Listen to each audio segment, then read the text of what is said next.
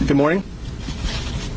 We're here today to announce 3 separate cases highlighting the ongoing threat posed by Chinese economic espionage and research theft in the United States.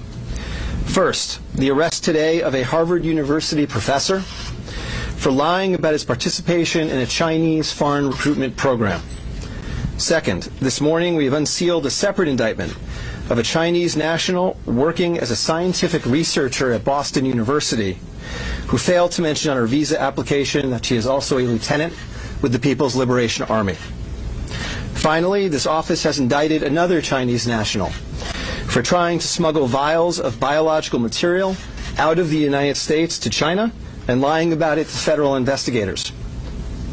That defendant, whose entry to the United States had been sponsored by Harvard University, was a cancer researcher at a lab at the Beth Israel Deaconess Medical Center.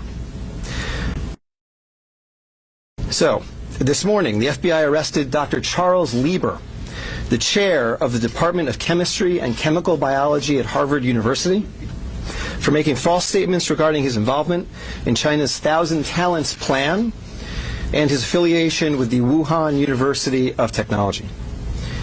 The complaint alleges that Dr. Lieber signed a contract with the Chinese university in Wuhan and was paid up to $50,000 per month, plus up to $158,000 in living expenses, and awarded more than $1.5 million to set up a research lab at the Chinese school and work there on researching nanotechnology.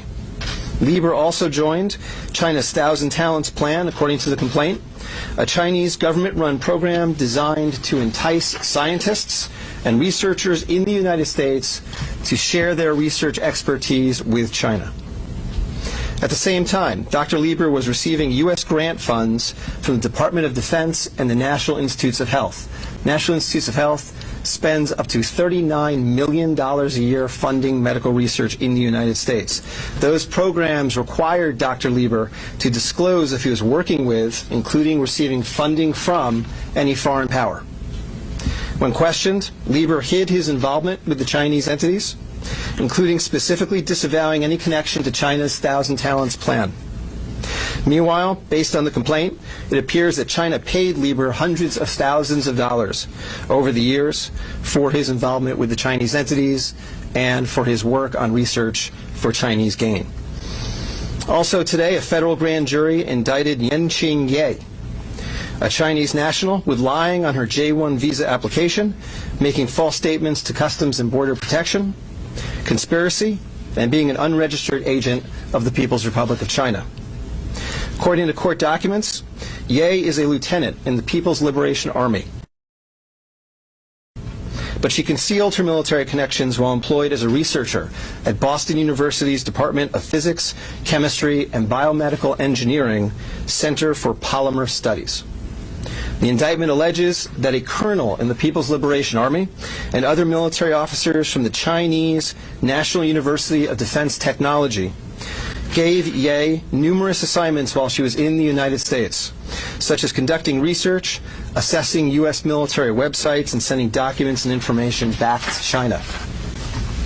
In April 2019, Ye was questioned by customs officers at Logan Airport on her way to China. According to the indictment, she lied about her involvement with Chinese military projects.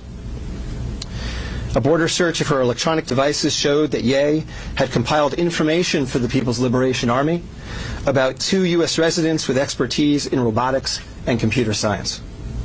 Lastly, last week this office indicted Zheng Zhaozhang, a Chinese national sponsored by Harvard University who was doing cancer research at the Beth Israel Deaconess Medical Center. Zheng was charged with attempting to smuggle to Beijing vials of biological material, along with other research materials that he had stolen from the lab at the Beth Israel, where Zheng was working on cancer cell research. Before he boarded his flight, customs officers discovered 21 vials of biological material in a sock in his baggage. When confronted by the officers, Zheng initially lied and said he was not traveling with any biological or research materials. Chemistry, nanotechnology, polymer studies, robotics, computer science, biomedical research. This is not an accident or a coincidence.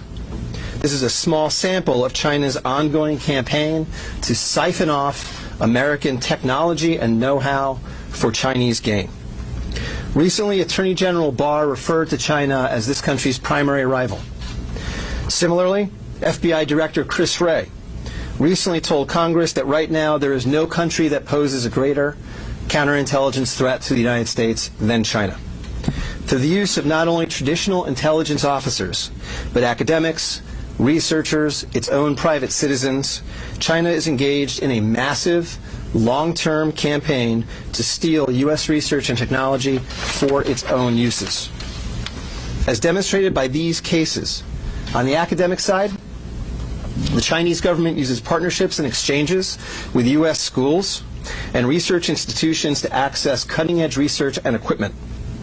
Obviously, most visiting Chinese academics and researchers are here to work in good faith in U.S. institutions, but some of them are not.